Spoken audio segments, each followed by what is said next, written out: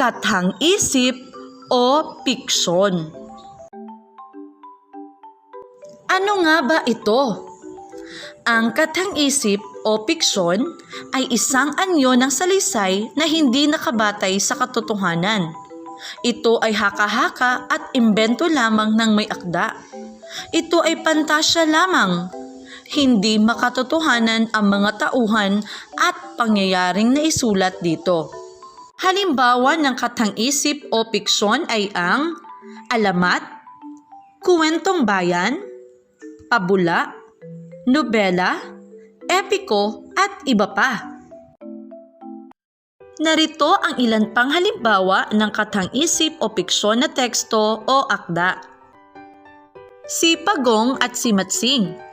Isa itong piksyon sapagkat ang mga tauhan ay mga hayop na nagsasalita. Ito'y kathang-isip lamang. Alamat ng Pinya. Isa rin itong piksyon dahil puro imahinasyon lamang ng may akda ang mga pangyayari sa kwento.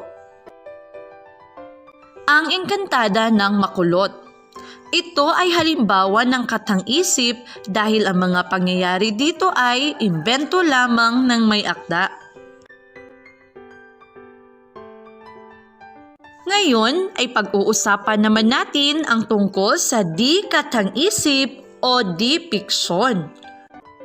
Ang di kathang-isip o di piksyon ay binubuo ng mga makatotohanang pangyayari. Nangyayari ang mga ito sa totoong buhay at hindi lamang ito nilikha ng imahinasyon ng manunulat. Totoo ang lahat ng mga pangyayaring naisulat dito. Ang halimbawa ng di kathang-isip o di piksyon ay talambuhay, tala-arawan, kasaysayan, anekdota, editorial, artikulo, sanaysay at paglalahad. Narito pa ang ilang halimbawa ng di kathang-isip o di piksyon na teksto o akda. Kasaysayan ng Pilipinas. Ito ay isang halimbawa ng di kathang-isip o di piksyon sapagkat totoong mga pangyayari ang nakapaloob dito. Aklat tungkol sa tennis.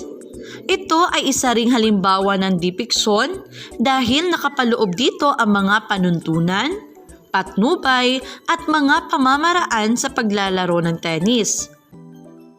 Module. Ang mga modules na ginagamit natin ay isang halimbawa rin ng di piksyon.